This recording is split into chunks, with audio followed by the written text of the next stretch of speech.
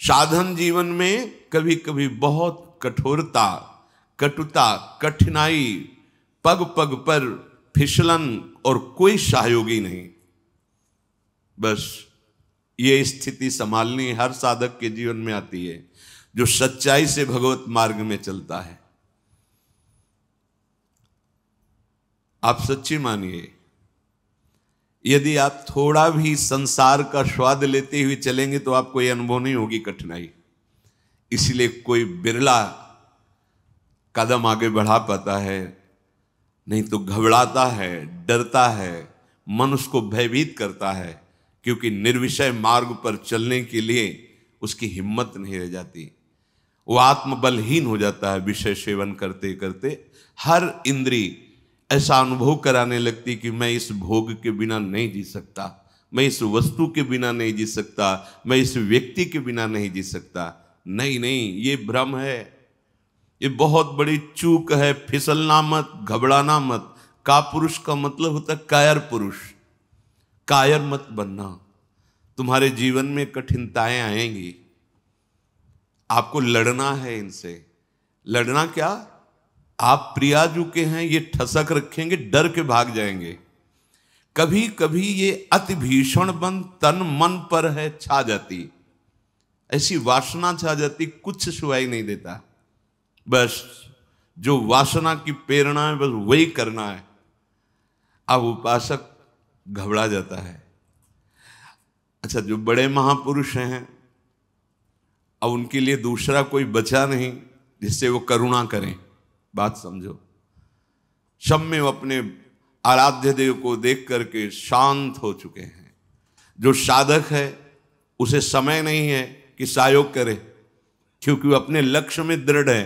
तो सच्ची मानो, आपका विश्वास और आपकी श्रद्धा ही केवल आपका साथ देगी। इस मार्ग में कोई तुम्हारा साथ देने वाला नहीं, साथी नहीं है। और जो साथी बना के चला वो गिरा, ये भी बात समझ लेना। चल चला चल राह में अनुभूतियों का ले सहारा। अगर तुम अपनी अनुभूतियों को अपने साथ रखोगे कि पग पग पर मेरे कृपालु आराध्य देव ने कैसे मुझे संभाला है, फिर कोई तुम्हें जरूरत नहीं किसी के सहयोग की। तुम्हारी अनुभूतियां ही तुम्हें आगे बढ़ा देंगी। चल चला चल राह में अनुभूतियों का ले सहारा, कौन तेरा साथ देगा, व्यर्थ में किसको पुकारा। इस मार्ग का साथी केवल हरि का भरोसा, हरि का बल है। जो निराश होकर के रोने लगता है, ये भेड़िए की तरह है और बालक के ऊपर ही इनका प्रहार होता है। वयोवृद्ध या ज्ञान वृद्ध के ऊपर भेड़िए का प्रहार नहीं होता। ये काम क्रोधादि उन्हीं के ऊपर ज्यादा प्रहार करते हैं जिनको रोना धोना पसंद है। किस बात के लिए? मुझे ये चाहिए, मुझे ऐसा, मुझे रहा नहीं जा रहा, मुझे सहा नहीं जा रहा, मेरे से भजन नहीं हो रहा, मेरा मन नहीं। तुम मन हो, तुम तन हो, तुम भोगों के अभाव से ग्रस्त हो? नहीं नहीं, भूल मत करो। जो निराश होकर रोने लगता है उस पर ये विकार हावी हो जाते हैं। इसीलिए समझाते हैं, अपनी बात किसी से कहो मत, क्योंकि नासते विद्यते भावो ना भाव विद्यते। इनकी सत्ता ही नहीं काम क्रोध लोभ की। जब आप इनकी सत्ता देते हैं, स्वीकार करते हैं, तो ये आपके ऊपर हावी होते हैं। सच्ची अगर सत्ता ना दे तो इस समय नहीं दे रहे हो सत्ता, कौन सा विकार आपके ऊपर चढ़ा हुआ है। अभी आप उनका चिंतन करें, उनकी सत्ता दे तो अभी जिस विकार का चिंतन करेंगे उसी विकार से ग्रसित हो जाएंगे। जो कमजोर अपने को महसूस करता है, देखो दैन्यता भगवत मार्ग की वो अलग बात है, लेकिन विकारों के लिए कमजोर होना ये भगवत मार्ग के पथिक का लक्षण नहीं है। सहना ही तो है ना। भोगने के बाद तो और डबल सहना होता है। तृष्णा होती और कामना होती, दोनों। जब तक भोगा नहीं तो केवल कामना थी, और जब भोग लिया तो उसकी तृष्णा भी साथ है, तो जलना तो पड़ेगा। तो ऐसे जो भयावह दृश्य उपस्थित कर रहा है मन विकारों को लेकर के, उपासक को कभी नहीं कमजोर पड़ना है। अपने मन की बात किसी साधक से भी नहीं कहनी कि मेरे अंदर काम आ रहा है, मेरे अंदर ये विकार। बिल्कुल उनकी सत्ता नहीं देनी। तुम्हें परेशान नहीं होना, तुम्हें दुखी नहीं होना, तुम्हें रोना धोना नहीं है, अब सहा नहीं, मार देंगे, पक्का मार देंगे, भागना पड़ेगा। ये वीरों का मार्ग है। हो भयभीत छोड़कर साहस, जो कापुरुष भाग जाता। कापुरुष कहते हैं कायर पुरुष को। इस मार्ग से कि अब हम नहीं, अब हम भोगों के लिए जा रहे हैं, तो जाओ। क्या आगे लिख रहे, भाग न पाता, गिर पड़ता हो, बुरी तरह कुचला जाता। ये विकार उसका नाश कर देते, फिर रास्ता नहीं रह जाता। जो चढ़ाई का भगवत मार्ग का बहुत बहुत बहुत भयभीत करने वाली ये बात है। अगर भगवद आश्रय छोड़कर भोगों में आप चले गए तो देखो, धाम छूटा, प्रिया जो छूटी, नाम छूटा। ऐसे तो जप नहीं पा रहे हो, अपराध करके जप पाओगे?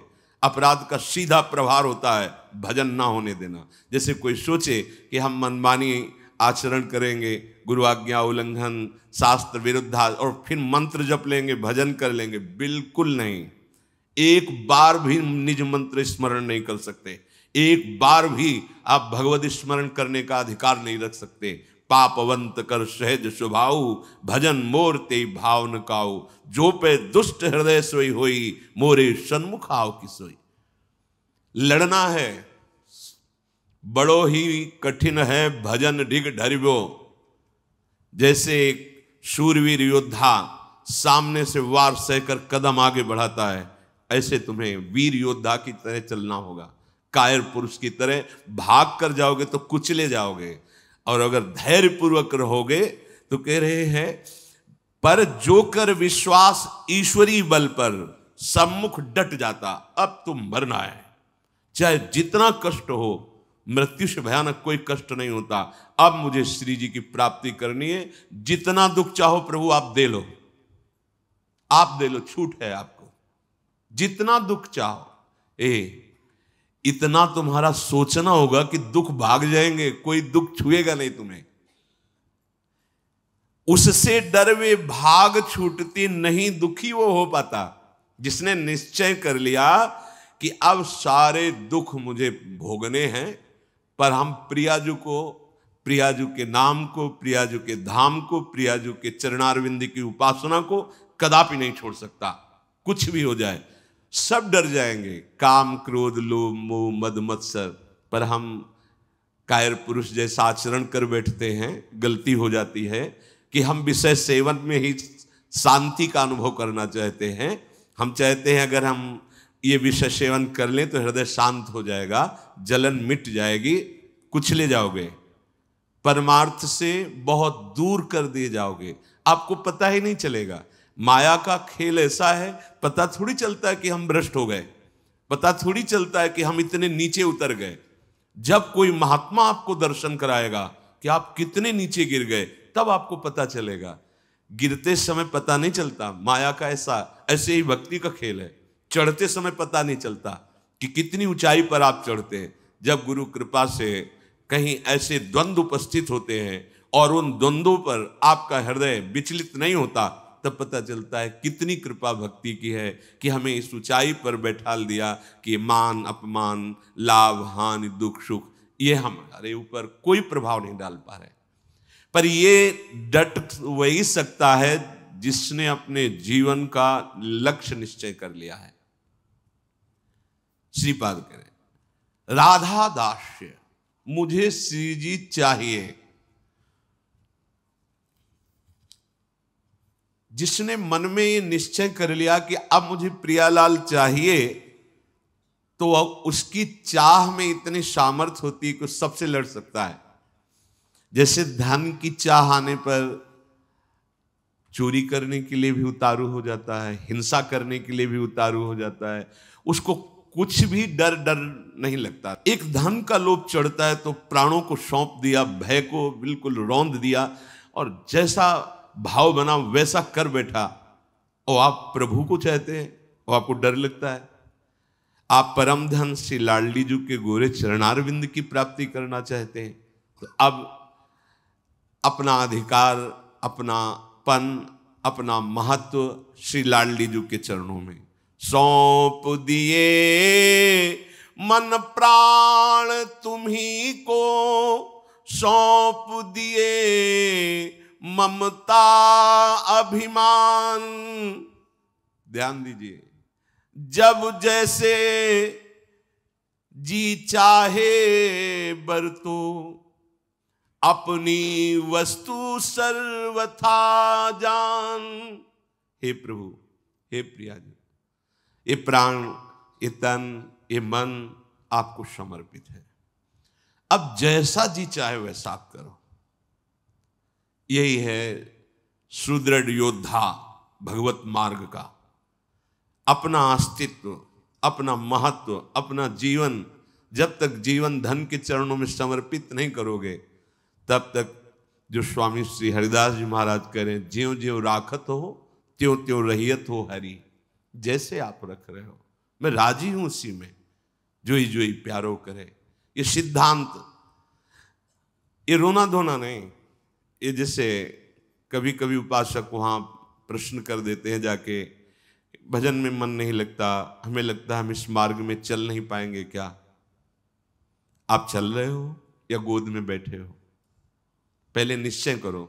यदि चल रहे हो तो इतनी टांगों में दम नहीं है कि ये चढ़ाई तुम चढ़ पाओगे। तो गोद में बैठे हो तो चलने का तुम्हें डर फिर क्यों है? श्री हरिवंश प्रताप नाम नौका निज खेवक, भवसागर सुख तरत निकट हरिवंश जो सेवक। पहली बात तो तुम चल नहीं रहे हो, तुम गोद में बैठे हो।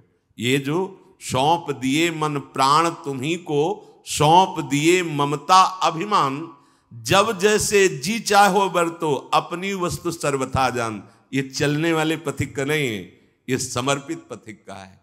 बैठ गया प्रभु के चरणों का आश्रय लेकर। दूसरी बात, कभी कभी मना स्थिति ऐसी होती है, वो टिकाऊ थोड़ी है।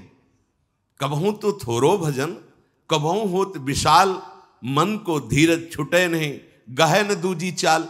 कभी कभी मन नहीं लगता है तो क्या, अरे वो स्थिति आई है, प्रमाद की स्थिति, तमोगुण के कारण कोई कुसंग बन गया, जिसके कारण ऐसी स्थिति आई है कि आपको डर पा रही है कि भजन नहीं होगा, हम पूरा जीवन निर्वाह नहीं कर। नहीं, ये तात्कालिक है, थोड़ी देर में कोहरा हटेगा और आप प्रसन्न मन से चल पड़ेंगे। हे प्रभु, ये जीवन मेरा आपके चरणों में समर्पित है।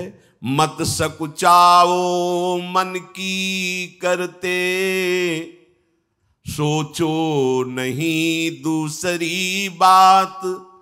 मेरा कुछ भी रहा न अब तो, तुमको सब कुछ पूरा ज्ञात। मान अपमान दुख सुख से अब मेरा रहा न कुछ संबंध। तुम ही एक कैवल्य मोक्ष हो, तुम ही केवल मेरे बंधु। रहूं कहीं कैसे भी रहती बसी, तुम्हारे अंदर नित्य छूटे सभी अन्य आश्रय। अब मिटे सभी संबंध अनित्य। एक तुम्हारे श्री चरणों में हुआ विसर्जित सब संसार। रहे एक स्वामी बस तुम ही, करो सदा स्वच्छंद विहार। क्या परेशानी?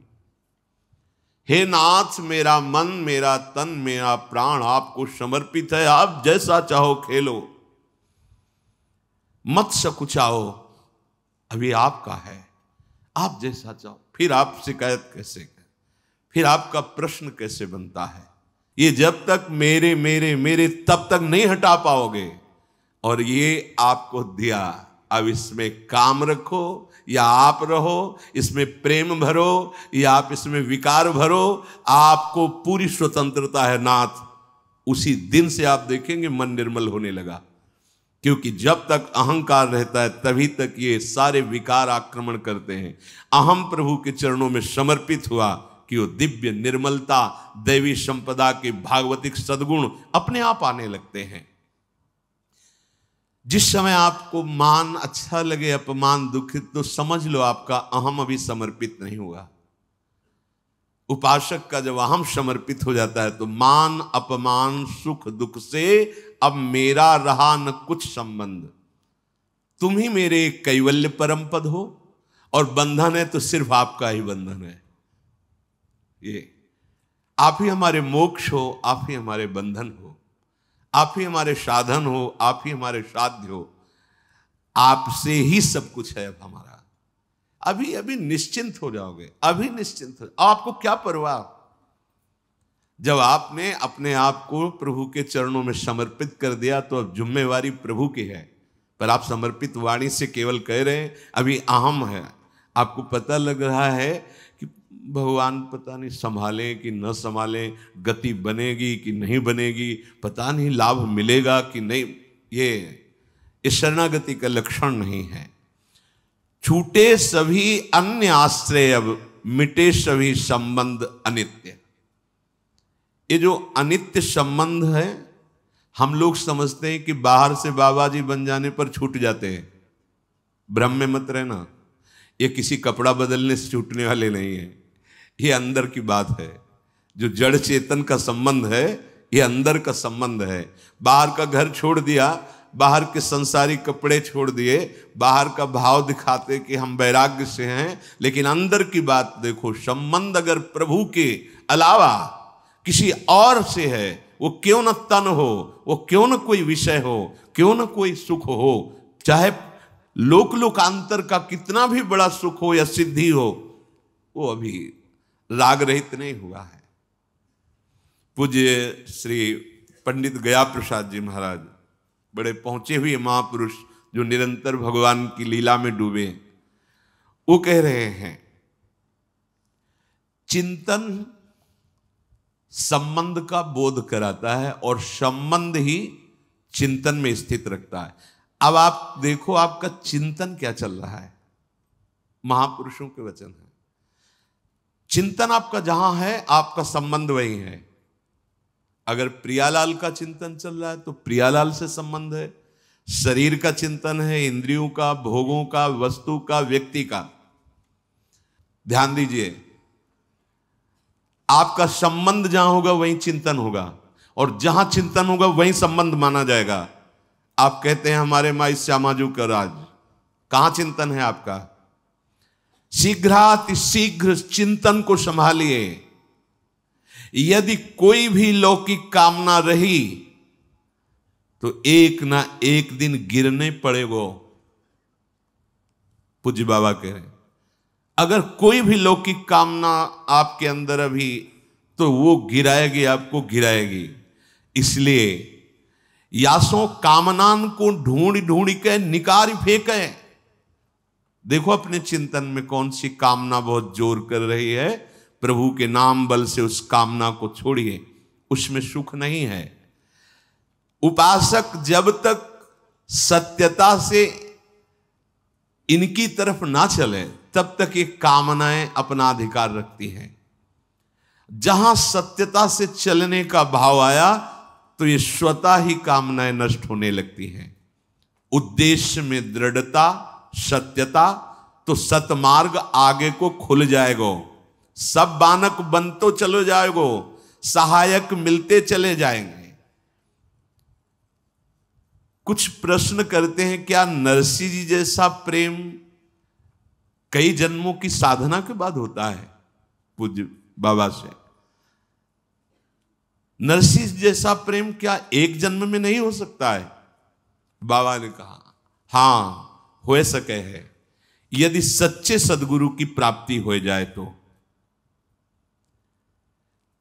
क्योंकि सदगुरु कृपा दृष्टि सेवाकों प्राणनाथ के मिलवे की ताई रोएबो सिखाए दे। क्योंकि प्राणनाथ ही स्वयं श्री सदगुरु बन के मिलवे को जतन बताए हुए आए हैं। बहुत सुंदर बात, बहुत सुंदर। हम कहते हैं गुरुर ब्रह्मा गुरुर विष्णु गुरुर्देव महेश्वरा, गुरु साक्षात परब्रह्म, लेकिन देख नहीं पाते। अगर हम परब्रह्म भावना सदगुरुदेव में करें तो हमें साक्षात्कार किसका करना है? हम रात दिन चकोर की भांति अपने आराध्य देव को ही तो देख रहे। पूज्य बाबा श्री प्राणनाथ स्वयं सदगुरु बनिके मिलबे को जतन बताए बे आए हैं। अपने मिलबे को जतन बताए बे आए हैं।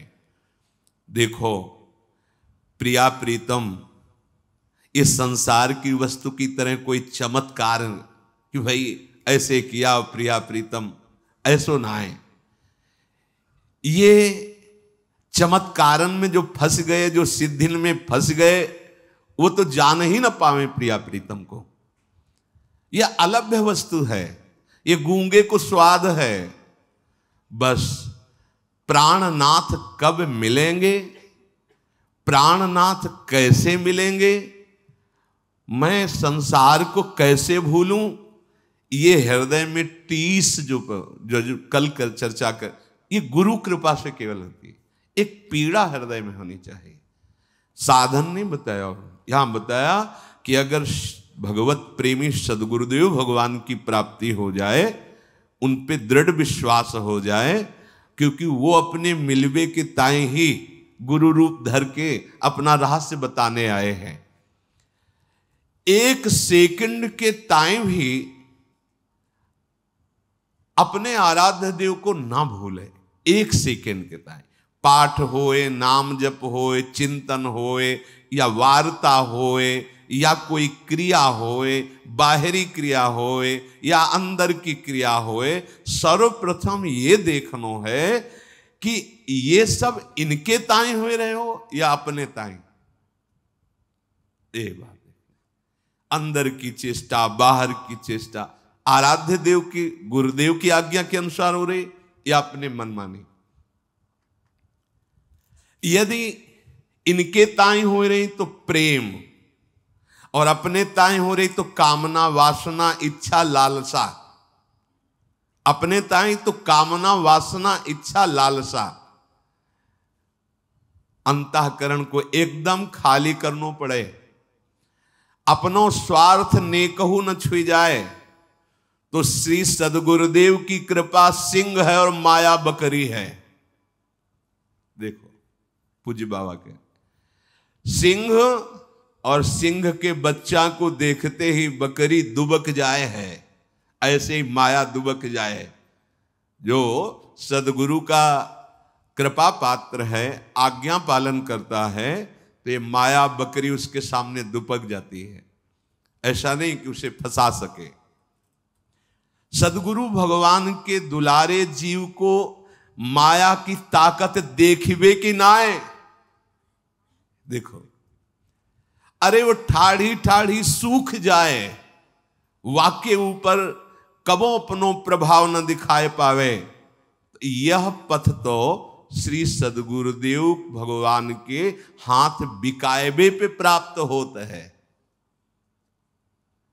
साधक अपने मन सो ऊंचो कितनो साधन करे, कितनो ऊंची स्थिति प्राप्त करवे को प्रयत्न कर ले, किंतु अंत में वाको गिरनो पड़ेगो।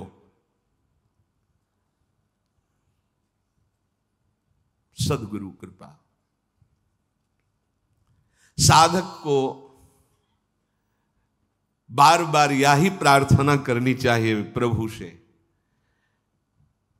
कि सदगुरु के सम्मुख रहूं। तभी सेवक जी ने महाराज जो यहां पूज्य बाबा कह रहे कि गुरु सेवा तज करे जबानी, यह अधर्म यह सबहानी, कानी न रसिकन में रहे। प्रभु से प्रार्थना करनी चाहिए कि हे प्रभु कभी ऐसी परिस्थिति न हो कि मैं गुरु विमुख हो जाऊं, सदगुरु से विमुख हो जाऊं। देखो किसी भी महापुरुष के हृदय की स्थिति को जानने के लिए उस कोटि का हृदय होना चाहिए। तो हम उनकी पहले बात माने, उसके अनुसार चले, तो हमें स्थिति का पता चल जाएगा। फिर हमें कोई संशय नहीं रहेगा, कोई भ्रम नहीं रहेगा। अभी हमारी मानसिकता बुद्धि में इतनी सामर्थ्य नहीं कि जो मन बुद्धि के अतर्क तत्वों में स्थित है उनको हम पहचान सकें। तो हमारी उपासना शुरू होती मानने से, वेदांत की उपासना शुरू होती है जानने से। वो जानकर मानते हैं, हम मानकर जान जाते हैं, पहले हम मान लेते हैं गुरु साक्षात परब्रह्म है। भी कोई ऐसा नहीं कि तुम्हारे मानने से क्या होगा, वो है वही प्रभु अपने आप को जनाने के लिए सोई जाने जी देव जनाई, वो सदगुरुदेव भगवान के रूप में आए हैं। जासो आपको दर्शन करने की सुविधा मिलेगी। अगर गुरु के सन्मुख रहेंगे तो आपको आराध्य देव का जो स्वरूप है गुरुदेव के अंदर छुपा हुआ, इस ढांचे के अंदर, उसकी सुविधा हो जाएगी आपको। उपासक को छल कपट दंभ पाखंड राग द्वेष क्रोध विरोध ये तभी छूते हैं जब गुरु विमुख होता है। पक्का भजन और संत समागम, कोई त्रिभुवन में ऐसी स्थिति नहीं जो प्राप्त न करवा दे। ये दो बात, जो गुरु प्रदत्त भजन है और जो गुरुजनों का संग है, ये दो, ये ध्रुवदास जी ने भी कहा है, साधन को हरि भजन है कै सत्संग सहाय। तो यदि छल कपट दंभ पाखंड राग द्वेष क्रोध विरोध ये हृदय में है तो आप गुरु से विमुख हैं। आप देख लीजिए, अगर गुरु के सन्मुख हैं और भजन हो रहा है और संत संग, तो ऊंची से ऊंची कोई भी स्थिति ऐसी नहीं जो आपको प्राप्त ना हो जाए। अर्थात नरसिंह मेहता जी जैसा प्रेम इसी जन्म में बहुत शीघ्र प्राप्त हो जाए। रहनी बनाएवे में चूक कर दें हम, पूज्य महाराज जी कह रहे हैं, जाको श्री भगवान की आवश्यकता ही अनुभव ना होए। यदि आप साधना की रहनी जो गुरुदेव ने दी है वैसे चलते रहो तो आपके अंदर भूख बढ़ जाएगी प्रिया प्रीतम की प्राप्ति की। यदि आप उनसे थोड़ा भी विमुख होंगे तो आवश्यकता ही महसूस नहीं होगी प्रभु की, आवश्यकता भोगों की महसूस होगी। अध्यात्म की नींव है सदगुरु श्रद्धा। संतन की कृपा मनाओ, भक्तन सो मैत्री करो और ये बात मांगो कि हमारे सदगुरुदेव भगवान में अपार श्रद्धा है।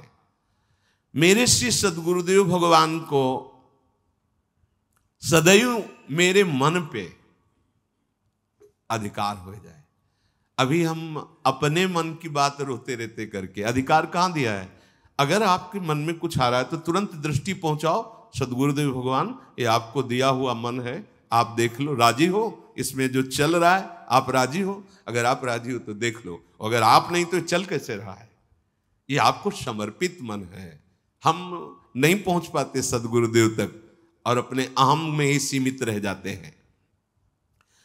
तो तुमने जो लक्ष्य बनाए है वाको दृढ़तम वाको निष्ठा में बदलना होगो।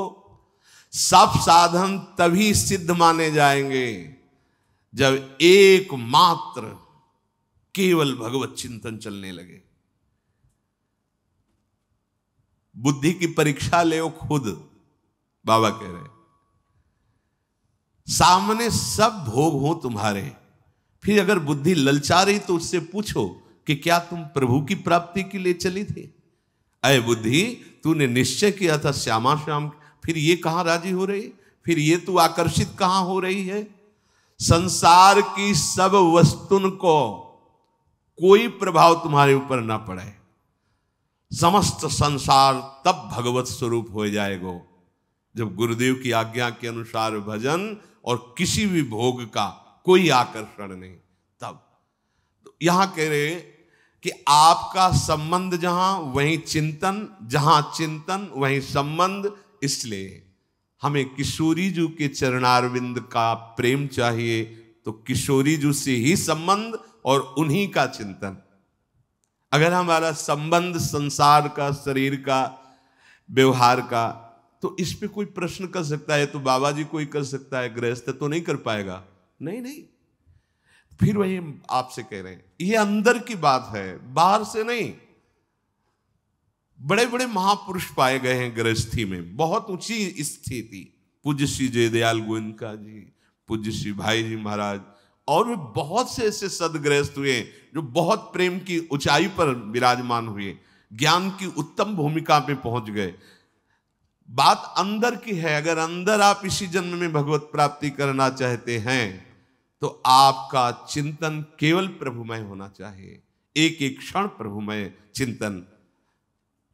हमारा चिंतन ही हमारा जीवन है।